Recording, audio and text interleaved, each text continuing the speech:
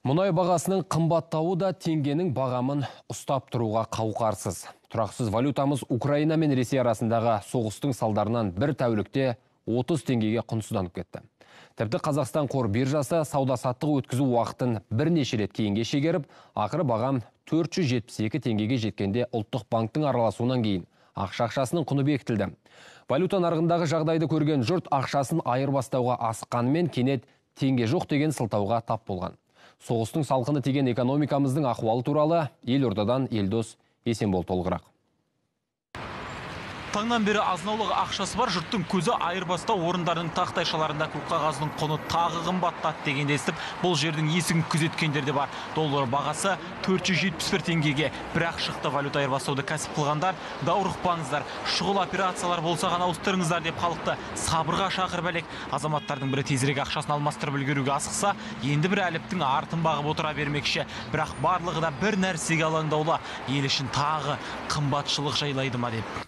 Дүниежүзілік айналым ол доллармен жүреді, сондықтан біз доллардан сатып алғаннан кейін заттарды ол әлбетте көтеріледі. Патриот ретінде мен долларды алмай отырмын, себебі қазір мен өзімнен бастасам, ол уже доллардың құны арта бастайды. Мен көп алған сайын уже долларға спрос болғаннан кейін доллардың құны да көтеріледі. Ауыстырған жоқпын. Ауыстыру ойда бар ма жаным? Конечно, ойда бар. Құрылыс жағы ғой бізде. Бәрі қымбаттап бара жатыр.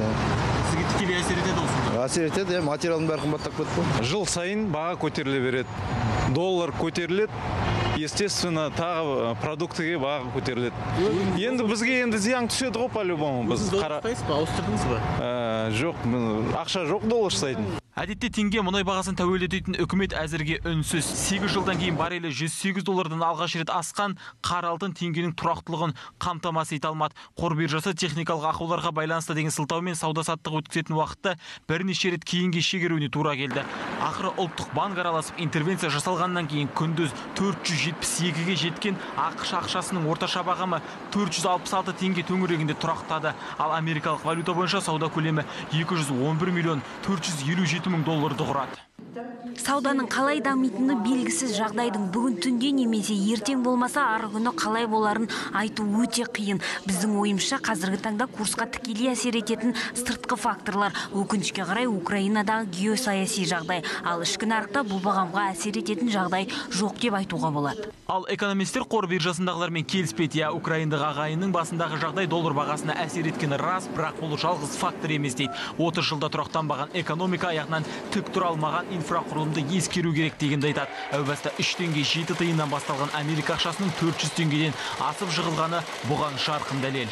Біздің экономикада тұрақтылық жоқ, көріп тұрсыз енді. Біздің экономика, мысалға, біздің экспортымыз тек мына газ бен мұнай. Негізі біздің экономикада, мысалы, ВВП деген бар, сол ВВП-ның ішінде, мысалы, біздің экономикада инфраструктура, кішіп кәсіпкер, негізі экономиканың инфраструктура, жұмыс жағынан да, қаржы жағынан, сол жағынан бізде мысалға біздің экономика тұрақты емес.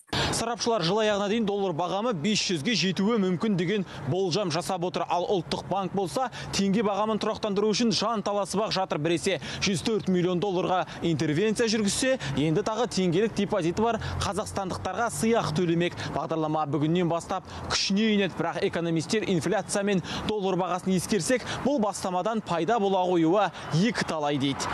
Елдос Есенбол, Саят Настанов, Роман Расулов, КТК, Елордадан.